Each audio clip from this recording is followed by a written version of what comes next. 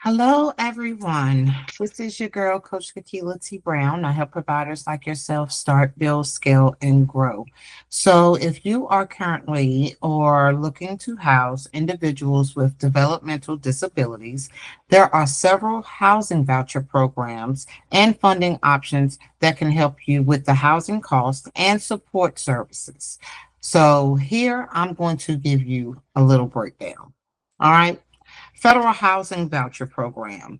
The Section 8 Housing Choice Voucher Program, it provides rental assistance for low-income individuals, including those with disabilities, to serve secure, affordable housing within the private market. Non-elderly disabled vouchers, which is also known as NED, is specifically for non-elderly individuals with disabilities to obtain affordable housing as well. Another one is mainstream housing choice vouchers.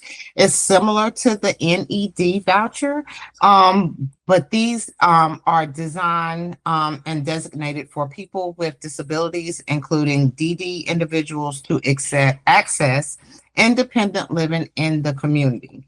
The next one is project-based vouchers, which is also known as PBV. It's tied to Pacific Housing Developments, ensuring long-term affordability for tenants with disabilities. Okay. Another one is HOOD 811, which is supportive housing for persons with disabilities. Again, those are those wraparound services that we're talking about or have been talking about within the past 2 weeks. Provides funding to develop and subsidize rental housing with supportive services for low-income adults with disabilities. So that's what the 811 supportive housing for persons with disabilities does include. Again, it does provide funding for to develop and subsidize rental housing with supportive living services. State and local housing programs, such as the Medicaid waiver programs. A lot of people get it confused. What is Medicaid and what is the Medicaid waiver? The Medicaid is just basically for long-term care individuals, where the Medicaid waiver program allows you to serve developmental disabled individuals that's needing individualized care. All right. The Medicare waiver program, some states use Medicaid home and community-based services waivers to help cover housing costs and to offer in-home support services to DD individuals. The state housing finance agencies is also another. In many states, it offers rental assistance and affordable housing innovatives tailored to individuals with disabilities. Homestead housing programs is another one. Some states have housing innovatives to comply with the Homestead Act. It does support community-based living and individuals with disabilities. Okay. Other housing assistant options. Um, it's known as LIHTC, and it's low income housing tax credit properties. Many developments funded by LIHTC reserve units for people with disabilities at reduced rent costs. Group homes and supportive living arrangements. Again, those are those wraparound services, you guys. Some states provide funding for small community-based homes designed to individuals with DD. That's again developmentally disabled. Public Housing Authority programs, which is also known as PHA. Some PHAs have set aside units or preferences for individuals with disabilities to assist them with their housing. Okay. Some ways to that these individuals can obtain supportive living for individuals with DD is to follow simple steps. So if you are a provider and you are looking to find out how these individuals can be eligible for supportive living. Of course, it starts with determining their eligibility. They do have to apply for these housing vouchers as well. And it would, be through the HOOD Housing Choice Voucher, Section 8 And the mainstream vouchers, you would apply through your local public housing authority. There may be a wait list. Okay.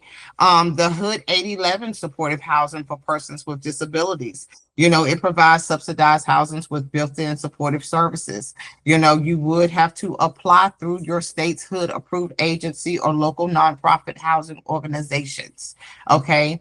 Those Medicaid waiver programs that we were talking about, they would have to apply through the state Medicaid office or developmental disability service agency. All right. Some states have homestead housing programs to support community-based housing. You would just have to check with the state housing finance agencies for DD Pacific rental assistance. Okay. Let's talk about the monthly pay and the rental subsidy amounts. How much would you be making? The pay per month depends on the program. Hood Section 8 and mainstream vouchers cover 70% of rent. Tenant pays 30% of adjusted income. So, for example, if the rent is $1,000 a month and their monthly income is 1,500, they'd be paying the 450 out of pocket. All right. The Hood 11 program, rent is usually capped at 30% of income with supportive services included, those wraparound services. So that's where those wraparound services would come in handy and be beneficial to the Hood 811 program. All right. Medicaid waivers and state programs may cover entire rent or supplement housing costs. All right. So again, it's just basically going to be depending on the state in which you're in, and how those rates would be classified.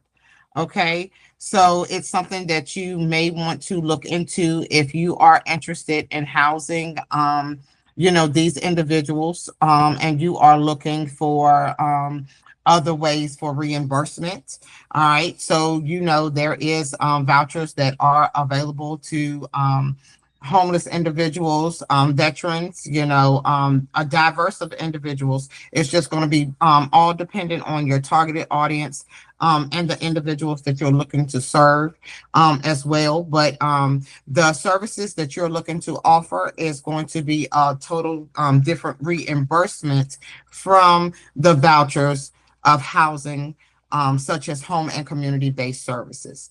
Okay, so with that being said, for an example, if you're getting these housing vouchers from your local behavioral health or your local Hood, as we was talking about before, or the Hood 811 program, or other programs, that's just for the housing itself. It's not going to include those services. So therefore, you would have to add on those different wraparound services through the Medicaid waivers is where it would come in at, in order for you to get reimbursement for all of the services that you are providing within the home outside of the housing voucher.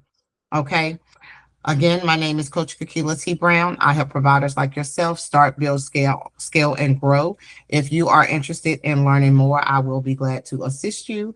You can hit the like button. Please follow along and share as well. If you have any questions, please reach out to me via DM, or my email is KAKILAT numerical numbers 2369@gmail.com, or you can reach out to me via phone call at 276-403-2653. Thank you.